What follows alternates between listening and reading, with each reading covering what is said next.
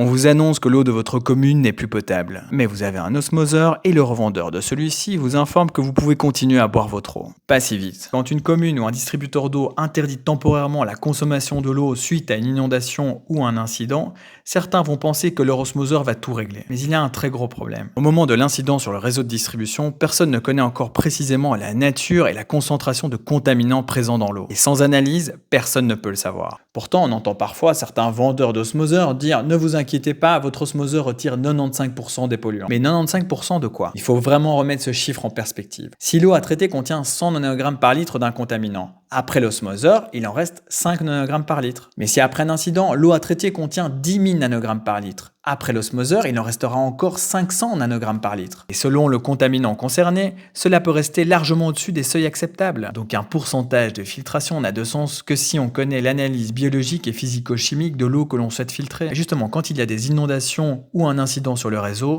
on n'a pas directement ces analyses. Un osmoseur domestique est conçu pour améliorer une eau dont la qualité est connue, pas pour traiter une eau dont la contamination est inconnue après une inondation, un accident industriel ou un incident sur le réseau de distribution. Donc non, un osmoseur n'est vraiment pas une mini-station d'épuration à domicile. Un osmoseur ne signifie pas qu'on peut ignorer un avis sanitaire. En traitement de l'eau, on ne travaille jamais sur des suppositions, on travaille sur des analyses. Et c'est exactement ce qui sépare une promesse marketing d'un avis professionnel.